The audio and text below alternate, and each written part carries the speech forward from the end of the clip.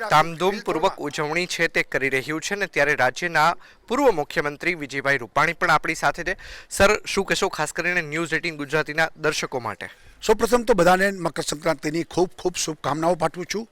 કમુરતા પૂરા થયા છે, સરસ સારા દિવસો શરૂ થયા છે અને બધાને ભગવાન ખૂબ સુખ શાંતિ સમૃદ્ધિ આપે તેવી શુભકામનાઓ પાઠવું છું. સર, ખાસ કરીને દિલ્હીની ચૂંટણીની વાત કરીએ તો આપ કયા પ્રકારનું પરિણામ છે તે જોઈ રહ્યા છો? ખાસ કરીને સટ્ટા બજારની અંદર ભાજપ હોય કે આમ આદમી પાર્ટી, બંને વચ્ચે 2 જ સીટનું ડિફરન્સ જોવા મળી રહ્યું છે. છેલ્લી 3-4 ચૂંટણીમાં સટ્ટા બજારવાળા પણ ખૂબ પૈસા ગુમાવ્યા છે, બધા સર્વે પણ ખોટા પડ્યા છે. પણ જે રીતે હરિયાણા અને મહારાષ્ટ્રમાં ભાજપની સરકારો બની એ જ રીતે દિલ્હીમાં પણ આ વખતે ભાજપની સરકાર બનશે. કેજરીવાલ ખુલ્લા પડી ગયા છે. કેજરીવાલના ભ્રષ્ટાચારો પણ હવે લોકો જોવા માંડ્યા છે.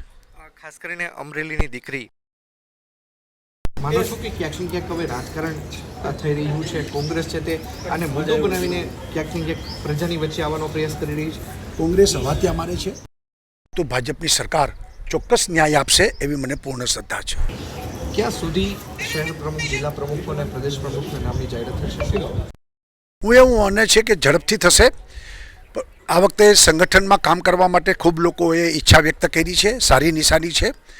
પરંતુ જેવું જે કાંઈ નામ જાહેર થશે બધા સાથે મળી અને સંગઠનને આગળ વધારશે એવી મને પૂર્ણ શ્રદ્ધા છે.